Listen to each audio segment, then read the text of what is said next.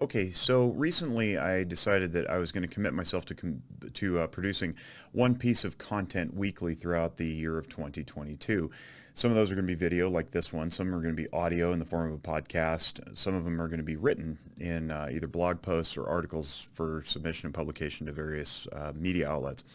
Now, I recently had the honor of being published in the Nevada Independent, which is what I think one of the, if not the most honest, straightforward, balanced, and down the middle news outlets in the country. It's a nonprofit here in Nevada that generally covers government, healthcare, environment, energy, that kind of thing. It's not sports and entertainment necessarily, unless those things bump up against some of those other topics. So what I did is I authored a piece on K-12 mask mandates, and I am opposed to them. I have lots of reasons why. You can read the article for yourself if you'd like. But I'm not talking about that here. What I'm talking about here is the reaction to the piece when it was published. So interestingly, a couple of years ago, before the pandemic hit, we in my profession would have thought it unconscionable to cover the face of a child for many hours a day, particularly when they're healthy. If somebody had walked into my office and reported such an instance, I would have reported that to Child Protective Services because I view it as child abuse. Now, since the pandemic has been sprung upon us and we have, kind of lost our collective minds on many different sides, we've somehow justified this practice through the auspices of, virus control and disease mitigation and transmission, attenuation and so forth. Now, evidence aside as to whether or not masks work, I think the practice of masking children is detrimental to their overall development and long-term well-being, not only psychologically, but emotionally, socially, cognitively, and we have roughly 70 years of empirical research to back that up. Some of the studies go back as far as when Darwin postulated it in the 1870s. So we need facial recognition in order to grow and develop and learn how to communicate. I've talked about that till I'm blue in the face on some of my emotional functioning videos. So as a result, because of the policies, because of the politics, the piece itself, which would not have been controversial whatsoever 2 years ago, brought a firestorm of controversy. And I saw some pretty inflammatory posts, a lot of ad hominem attacks telling me that I don't know what I'm talking about. I'm not an immunologist. I'm not a scientist, whatever that means. I'm not a doctor, and I should, quote unquote, stay in my lane. I don't know which lane these people were referring to. It could be the lane of a parent and a voter, where I absolutely have an opinion on things, or it could be the lane of mental health professional, which apparently was just completely discarded. So my job in reading those comments was to take the feedback in stride and, acknowledge the criticisms where they were and where they bore merit. And some of them did bear a lot of merit, and I appreciate the people who commented on that kind of thing. They clearly digested what I had to say in the article. They checked the resources, and I had some nice back and forth with some people. Then there's the other folks who just wanted to grind an axe, apparently. And the reason I wanted to do this video was to talk about how you interact on social media for the betterment of all, but also to retain your own mental well-being. I have held a philosophy and a belief for quite some time, and it's not original. I picked it up from some other people who have advised this, some very large names in the influencer sphere, if you will, who I've heard express this in various podcasts and commentaries, that when you engage on social media, you are engaging the person who posts the comment or the reply, for sure, if you so choose. Sometimes we engage to change each other's minds. Sometimes we engage just to flex out ideas. I see a lot of this going on in the firearms community. The gun community is actually pretty respectful by and large compared to some of the other communities that I see out there that are not respectful whatsoever. And so new ideas emerge, and I think that's really cool. But in addition to talking to the person who posts the comment, like the OP, the original poster, whether you're on Reddit or Twitter or Instagram or Facebook, it doesn't really matter. You're not just talking to them, you're talking to everybody who's seeing that exchange. And that could be tens of people, or it could be tens of thousands of people who just scroll by and they read, and they don't necessarily interact. They don't like, they don't comment, they don't necessarily share, but they're reading. And if you have a non-anonymous profile like I do, I wear my name everywhere. I want to be associated with my thoughts and ideas and beliefs. I want to be engaged. I want feedback, and I want to grow and develop and learn from this stuff. So when you have a non-anonymous profile, people can connect what you have to say with who you are and what you do in the rest of your life. Now, it's it's no mystery to anybody that I wear a lot of different hats. I happened to chair a licensing board in this state a few years ago, so I have that, kind of, I guess, baggage or identity that follows me. I also chaired for a period of time and recently stepped down, and I'm just merely board member now, of a charter school here in Northern Nevada. And so I've got that population to consider. I've got those constituents to be mindful of. I sit on the board of Walk the Talk America.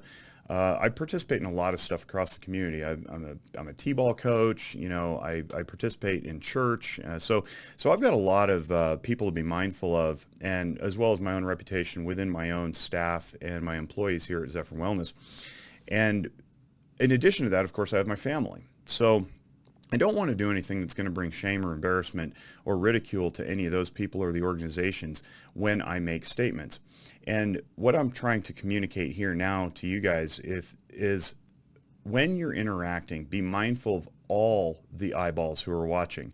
And if you're truly talking or typing, in this case, you could be doing it with your thumbs or actually on a keyboard, to communicate and correspond, if you're doing it to make a difference, if you're doing it to change someone's mind, if you're doing it to, recruit somebody over to your side of thinking, even if it's just temporarily to help them see what you're seeing, and then they can go back, that's fine. What you want to do is you want to do it in such a way that the people who are watching will be respectful of you the whole time, right? Even if you don't change the person's mind with whom you're interacting, even if they're a boorish jerk, if you choose to interact with the boorish jerks who are making the ad hominem attacks, which I sometimes do because I think sometimes ad hominem needs defense. I don't necessarily just need it to just go unacknowledged if it's really nasty. I think we have an obligation to stand up to that kind of thing. Certainly on behalf of others too, who may not see the post. And I don't like just raw personal attacks going unchecked. But I also don't engage with all of them either. And when I do, I want to do it in a respectful fashion so that the other people, the potentially tens of thousands who are watching the interaction, will be left with an impression that I am a decent human being. Even if I'm interacting with some nasty bot troll or whatever, I want people to know that I respect, I honor, and I value other people's feedback. I want to take things, in stride. I want to consider them. I want to flex them out. I want to receive new ideas. And I don't want to leave people with the impression that I myself am a rigid ideologue, especially if I'm, discussing something with somebody who appears to be a rigid ideologue. I don't necessarily need to get into an ego battle. That doesn't help anybody. All they know is that, I'm defending my turf against this person who's defending their turf, and nobody's going to win. I want to communicate my message such that when people see the interaction, they go, you know what, Jake's not such a bad guy. He's not resorting to the ad hominems. He's not attacking people's character. He's attacking on the basis of merits. He's arguing points and claims. He's refuting different kinds of logic, and hopefully they'll see that I change my mind as well. I do acknowledge my mistakes. I've made typos. I've made math miscalculations. Math is not my strong suit. I have 3 degrees and they're all in the arts of some form or another. So maths are not my strong suit. So I own those. I make mistakes and I stand on them and I say, yep, I blew it. Thank you for calling me out. And I try to avoid snark as much as I can. I try to avoid facetiousness and sarcasm. And that's not to say that I don't engage in that in play sometimes with friends and colleagues who, we have a mutual understanding of what's going on.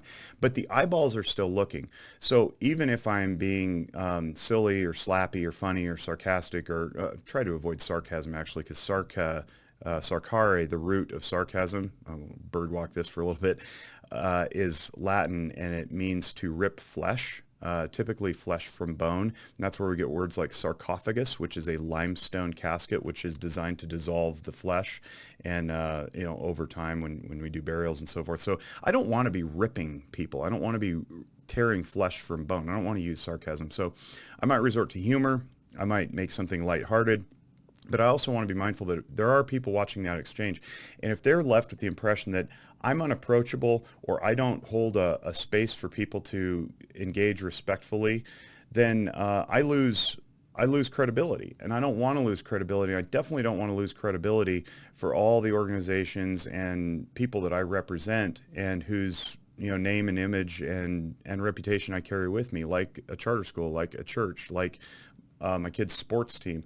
I want to walk in honor and dignity and character through the rest of my life, and I want my kids to be able to see that. I want the people I mentor to be able to see that. I definitely want my wife and my parents and the rest of my family members and my employees to see that. I want them to be proud of the person who they've selected to follow in an organization or through a board or a committee or a coalition. I don't want to bring dishonor and disrespect to that. So that's all I really wanted to say, is that when you're engaging in social media, I probably could have done this in 90 seconds, right? When you're engaging in social media back and forth, be mindful that you're not simply discussing it with that person, but the entire world. And that's potentially, billions of people. If something goes viral, and we never know when something's going to go viral, leave the best impression you can so that people are more curious to learn what you have to say. And that's truly how you end up changing minds and hearts. If I have great information, it doesn't matter how valuable it is or how accurate it is if my messaging is such that I've made what Christian Conti would call the error of approach and been so off-putting that my information cannot be heard. And as a final touch, I might say that when I make presentations, when I do public speaking, they always ask for like your bio, right? And I'm not big into verbal resumes because for all the things that I've done across my life, I think that the information that comes out of my mouth should stand on its own, irrespective of the vessel that delivers it. So it doesn't really matter that I have a degree in something or a license in something else, or I've got all these years of experience in one area or another. What matters is that the information stands on its own. And I think that's the really despicable thing about ad hominem attacks, is you attack the person instead of the information. So I'm not big on verbal resumes. I invite you guys to not be big on verbal resumes too. If you're going to give a presentation on something, if you're going to author a piece, if you're going to do public speaking, if you're going to teach in front of a group of people, then have enough faith and do your research, like prepare really, really well, but have enough faith that what comes out of your mouth and into the audience's ears would still be genuine and true and have an impact, even if somebody you don't like, or even if the opposite side, if you will, is the one presenting it. Because truth is truth. It stands on its own. It doesn't need any defense. And it definitely doesn't need credentialism to deliver it home. So I hope this helps. If you like, share it around, please. And subscribe and give us a rating and a review if you'd like. Leave a comment. I try to respond to comments. And if you get the time, check out the podcasts too, Noggin Notes and Guns and Mental Health. Thanks on behalf of the Zephyr Wellness family. I wish you great mental wellness.